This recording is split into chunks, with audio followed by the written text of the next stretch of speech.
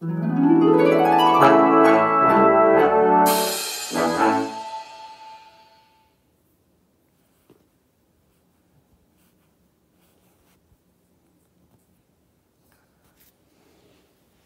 étudiants, dans cette capsule vidéo, on va résoudre les anciennes questions d'examen qui portent sur toutes les notions du chapitre 3 dont vous êtes censé avoir acquis jusqu'à présent.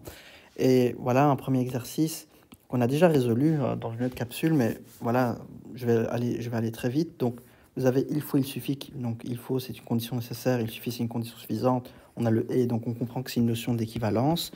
Le fait d'être remboursé, donc R, on va appeler ça R. Voilà, pour être remboursé par sa mutuelle, ben, il faut être à la fois être en ordre de cotisation et être en même temps, parvenir les attestations de soins à la mutuelle. Donc il faut que C et A soient réalisés. Or, on sait que on n'a pas été remboursé, donc la valeur de vérité de remboursé est fausse. Et donc, comme on se rappelle dans la notion de l'équivalence, quand vous vous rappelez sur la théorie de la table de vérité, pour une équivalence, la valeur de vérité du terme à gauche de la double flèche vaut la même valeur de vérité du terme à droite de la double flèche. On comprend tout de suite que C et A a comme valeur de vérité qui est faux. Donc qui est fausse. Et on se rappelle aussi que l'équivalent d'une négation, enfin la négation est équivalent à la valeur fausse d'une vérité. Donc nom de C et A, pour autant que nom de C et A ensemble soient vrais, on comprend que c'est la valeur de vérité inversée. Quand on met une négation d'une loi logique, sa table de vérité est inversée. Okay. On applique juste après la loi de Morgan, nom de C ou nom de A. Donc la loi de Morgan, pour rappel, c'est la négation terme à terme en changeant les et en ou et les ou en et. Et voilà, on trouve l'équivalent de cette phrase. Donc moi, j'ai besoin de chercher quelque chose qui contient un ou. Il est là. J'ai oublié de payer ma cotisation, ça c'est notre nom C.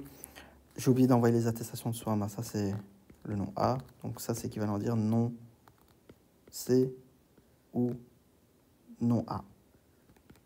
Donc, qu'est-ce qui est équivalent à notre problème? C'est la proposition D qui est la bonne réponse. Parce que ça correspond à la loi logique de l'énoncé. Le règlement du cabinet dentaire impose de porter le masque et des gants lorsqu'on procède à... on voit que le lorsque, c'est un mot-clé. Je vous invite à revoir la capsule vidéo sur les conditions nécessaires suffisantes. Il y a une dizaine de mots-clés à connaître par cœur.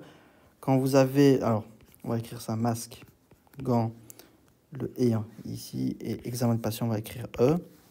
Donc, M et G lorsque E. Ça, on va traduire en logique propositionnelle. Le « lorsque », ça veut dire que le terme ici, le « e », est une condition suffisante, et le terme M et G, c'est une condition nécessaire. On va traduire ça en logique propositionnelle. E implique M et G. Voilà.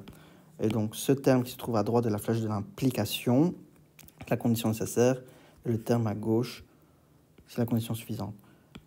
Directement, on comprend que M et G est une condition nécessaire. Voilà, c'est fini. Parce que la condition suffisante, c'est le E, donc c'est pas la B. Et condition nécessaire suffisante, c'est pas vrai, parce que ça, c'est la notion d'équivalence. Là, on a juste une implication, on n'a pas une double flèche, parce que c'est pas une équivalence. Donc voilà. Donc c'est pas non plus la C. La D, pas du tout.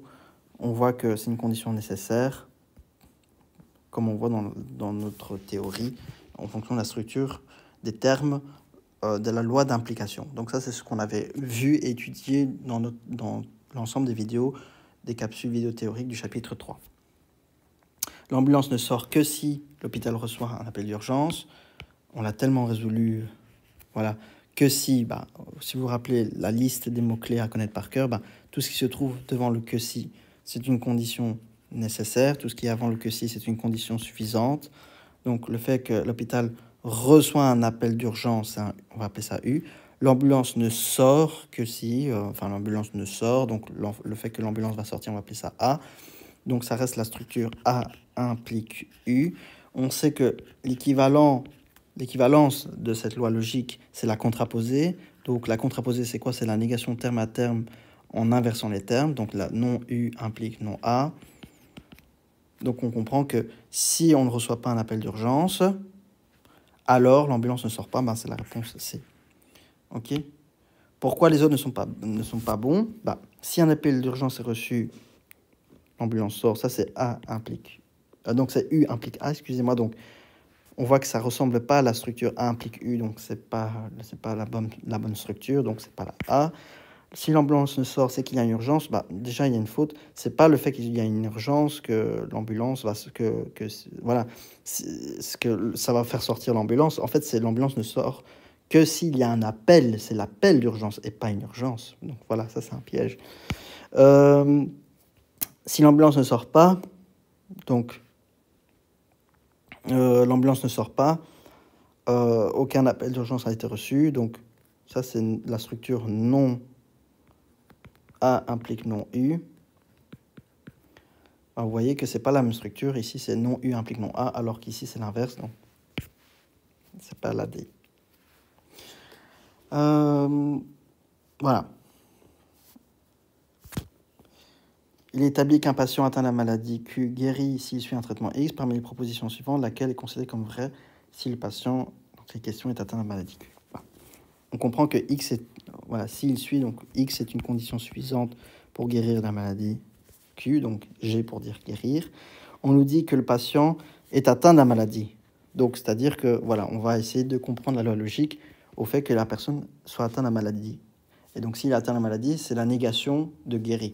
Alors, on connaît notre contraposé qui est l'équivalence de la loi logique. Non G implique non X. D'accord? Et alors, on sait que, pour rappel, quand on fait A implique B, ben c'est équivalent à dire non de A ou B. Alors, qu'est-ce que je voulais faire par là? Ben, on comprend que si le patient n'est pas atteint de la maladie, voilà, n'est pas atteint de la maladie Q, ben, c'est ça. Mais moi, je veux le traduire autrement, en appliquant cette notion-là, cette loi-là. Donc,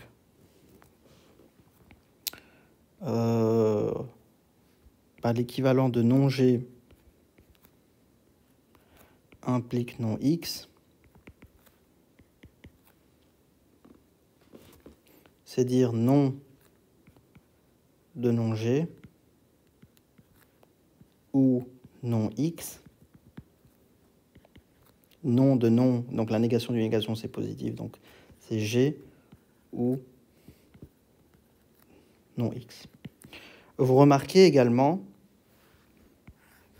que faire l'équivalent de ce terme ici, c'est écrire non X ou G. Mais comprenez aussi que faire l'équivalent de ça, en fait, ça revient à dire G ou non X. Et vous remarquez tout de suite qu'il y a aussi une équivalence. Donc en fait, que vous passiez... Il y a plusieurs chemins à passer en fait, pour arriver au même résultat. Donc si vous faites directement l'équivalent de X implique G, vous obtenez la réponse. Donc ça c'est la plus courte, mais si vous voulez faire la plus longue, X implique G, c'est équivalent à dire la contraposée non G implique non X.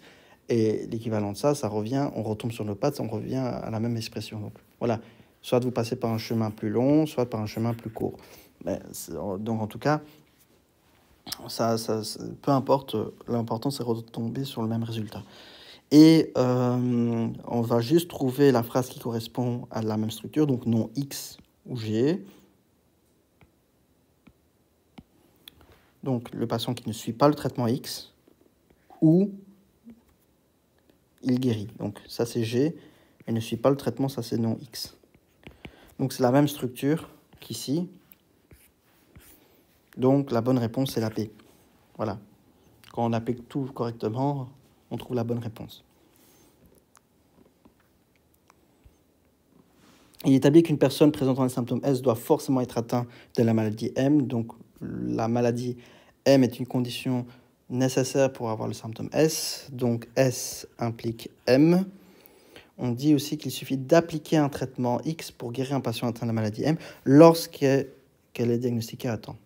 Alors là, lorsqu'ici, c'est un peu spécial. Ça signifie qu'il faut deux conditions. Enfin, si on comprend bien le sens de la phrase, c'est que pour guérir un patient, il faut que non seulement on applique le traitement X, mais en même temps, il faut que ça soit diagnostiqué à temps. Donc, on doit le traduire par diagnostiqué à temps par T, et X le fait. Donc, ce chapeau, ça veut dire le « et ». Voilà, c'est une autre notation pour dire la conjonction. Donc, diagnostiquer à temps et donner le traitement X implique la guérison de la maladie, donc c'est-à-dire non M. Si on fait la contraposée, je ne vais pas le faire comme ça, je vais faire ici, ça a l'air plus simple. La contraposée qui est équivalent à la phrase, à la loi logique. Donc, M implique non de T et X, mais en fait, la négation d'une conjonction, c'est une disjonction. Donc, c'est non de T ou non de X. Voilà. Voilà, si on rassemble tout ça, donc ça va faire que S implique M qui implique non T ou non X. Or, on nous dit qu'il y a un monsieur B qui présente les symptômes S et qui souffre d'une maladie M, donc ça c'est réalisé. Donc nous on recherche quoi? On recherche juste non T ou non X. Et donc la bonne réponse c'est la C. Pourquoi? Parce que la maladie n'a pas été diagnostiquée à temps, donc ça c'est non T, ou le traitement n'a pas été administré, donc ça c'est non X. Donc la proposition C, c'est, voilà, on traduit en logique propositionnelle, c'est non T ou non X. Oh là là, regardez, c'est exactement ce qu'on recherchait. Donc voilà pourquoi la C est la bonne réponse. Je suis médecin et depuis quelques semaines, je diagnostique la maladie M chez un bon nombre de mes patients. J'ai appris lors de mes études c'est une erreur ou qu'il est faux de croire qu'un patient atteint d'une maladie, de cette maladie, présente forcément de la fièvre et des boutons. Voilà, on va juste traduire en logique propositionnelle. Donc ça, c'est notre nom. De quoi? Le patient malade, M, qui a de la fièvre et des boutons, donc implique F et B. Voilà. C'est équivalent à dire, très simple, non. De quoi? On va traduire l'équivalence de cette implication. Non M ou, je vais écrire ça comme ça avec un crochet, F et B. Alors, c'est équivalent à dire quoi? Nom de non M, c'est M. Et la négation d'un ou, on applique la loi de Morgan, c'est E. Nom de F et B. Bon, j'ai pas de place, je vais écrire en dessous. M et nom de F et B, on applique la loi de Morgan, c'est nom de F ou nom de B. Et en fait, la bonne réponse, c'est la B. Voilà. Donc, pourquoi? Parce qu'on dit, il est possible qu'il n'y ait pas de bouton, donc non de B, ou, il est là notre ou, pas de fièvre, donc non F, qui est bien là, mais en soit néanmoins atteint par la maladie M. Donc, mais soit néanmoins, c'est équivalent de dire notre fameux E qui se trouve ici. Voilà, donc c'est la même structure, donc c'est la B. Alors, il est certain qu'il y a des boutons et de la fièvre, ou n'est pas atteint par la maladie M. Donc, si on traduit ça, ça fait un peu B et F, ou non M. Est-ce que c'est la même structure? Pas du tout, c'est pas équivalent. Donc, c'est pas la A. Il est impossible qu'il soit atteint par la maladie M et présent de la fièvre, mais si, justement, il est possible. Donc, malheureusement, c'est pas la C. Alors, pourquoi c'est possible? Parce qu'on est atteint par la maladie M, donc M est là, et le E, il est là. Présent de la fièvre, donc c'est-à-dire que non F peut être faux, donc c'est-à-dire que le fait d'avoir la fièvre est vrai, ou non B est vrai. Donc voilà, donc ça peut toujours, c'est possible en fait. Donc c'est possible donc d'avoir la maladie M et de ne pas avoir un des deux symptômes. Donc là, le dire que c'est impossible, ben non, c'est pas vrai. Il est certain qu'il est atteint de la maladie M, donc le M est là, ou n'a ni bouton ni fièvre, donc ni F et ni fièvre. Donc là, vous voyez que c'est pas la même structure. En plus, on a un et, alors qu'ici, il met un ou. Et le ni bouton ni fièvre, là, ça sous-entend un et, alors qu'ici, on a un ou. Donc, on n'a pas du tout la même structure, donc c'est pas la D. OK ?